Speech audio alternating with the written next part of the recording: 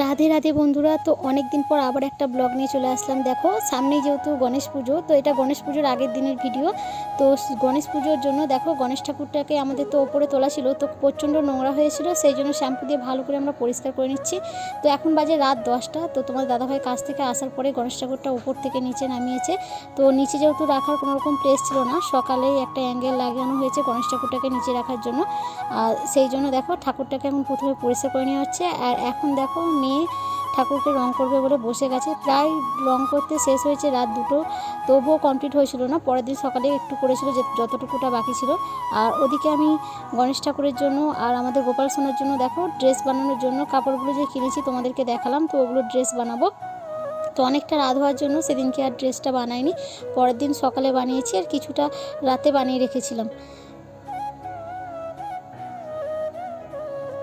আর এই দেখো এটা হচ্ছে গণেশ পুজোর দিনকে সকালে দেখলো কিছুটা রং অনেক জায়গায় সাদা হয়ে আছে, তো সেই জন্য তো প্রথমে এটা এশিয়ান পেন্ট করা ছিল বলে তার উপরে রংটা করতে খুব সুন্দরই লাগছে, আর গ্লেজটাও খুব ভালো দিয়েছে।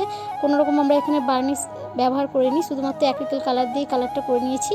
আর এদিকে দেখো গণেশ ঠাকুরের জন্য ওড়নাটা বানাচ্ছি, যে ধুতির ওপরে যে ওড়নাটা পরে সেইটাই।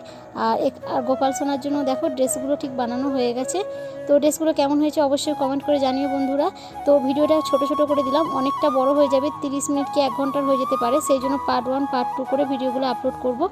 আর এদিকে দেখো আরও একটা গণেশ ঠাকুর ছিল, এটা আমি এক জায়গায় বেড়াতে গিয়েছিলাম কেশরকুট্টা, তো ওখানেই আমাকে এটা গিফট করেছিল এই গণেশ ঠাকুরটা। তো অনেক দিন হয়ে গেল কালার না করার জন্য অন্যরকম হয়ে গেছে। তো এবছর যেহেতু সমস্ত ঠাকুর ভালোভাবে রং করা হচ্ছে, তো এই জন্য ভাবলাম এই ছোট্ট গণেশ ঠাকুর রং করে দিতে। তো সমস্ত রং মেয়েই কিন্তু করছে, আমি শুধু গোপাল সোনার অঙ্গরাজটা করেছি। তো ঠাকুরের রং কেমন হয়েছে অবশ্যই কমেন্ট করে তোমরা জানিও। আর গণেশ পুজোর ভিডিও অবশ্যই আপলোড করব।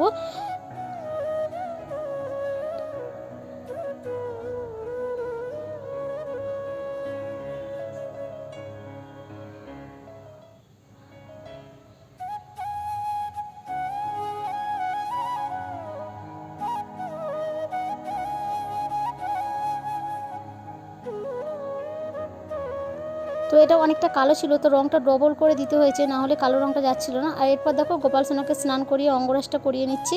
তো গোপাল সোনার অঙ্গরাজ অনেক দিন থেকেই করবো ভাবছিলাম, তো প্রথমে একটু ভয় লাগছিলো যে এত সরু তুলি কোথায় পাবো, কীভাবে করবো। তো সরু তুলি যেহেতু পাইনি, তো একটা স্টিক দিয়ে সেটা দিয়ে করে দিচ্ছি।